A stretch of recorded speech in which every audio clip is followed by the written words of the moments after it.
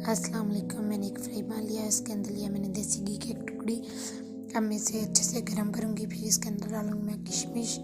उसे 2 से 3 मिनट तक मैं अच्छे से फ्राई करूँगी। देखिए इसका कलर चेंज करूँगी।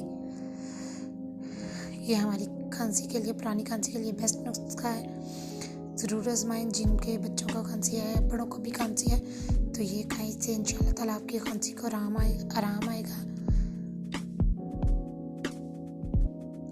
बहुत हल्की आंच पे मैंने इसे फ्राई करना है। देखिए माशाल्लाह से मैंने आंच बंद कर दी है और फ्राई पैन को साइड पे कर लिया है। देखिए हमारी जो किशमिश है वो तैयार है। अब दूसरा नुस्खा ये है कि मैंने वही देसी घी लिया, इसके अंदर मैंने 2 चम्मच डाले हैं चीनी के। उसे अच्छे से मेल्ट कर लेना है। फिर मैंने उसे ठंडा होने के लिए रख देना है। घी ऊपर से उतार देना है, नीचे से जो चीनी है उसकी वो टॉफ़ी सी बन जाएगी, वो हमने निकाल लेनी है। वो भी पुरानी खांसी के लिए बहुत अच्छा नुस्खा है, ज़रूर आजमाएं।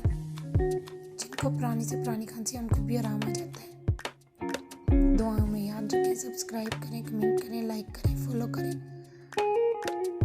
चैनल को सब्सक्राइब करें। देखें जी अच्छे से मेल्ट हो रही है। अब हमारी चीनी मेल्ट हो चुकी है। हमने नीचे से आंच बंद कर देनी है।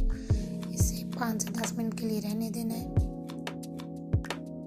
ये शुगर नीचे से ठंडी हो जाएगी।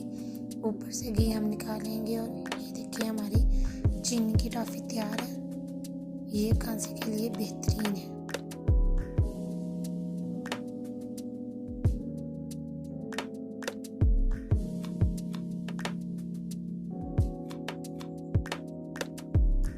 आपको हमारी आज की वीडियो कैसी लगी कमेंट सेक्शन में ज़रूर बताएं। दुआ में याद रखें।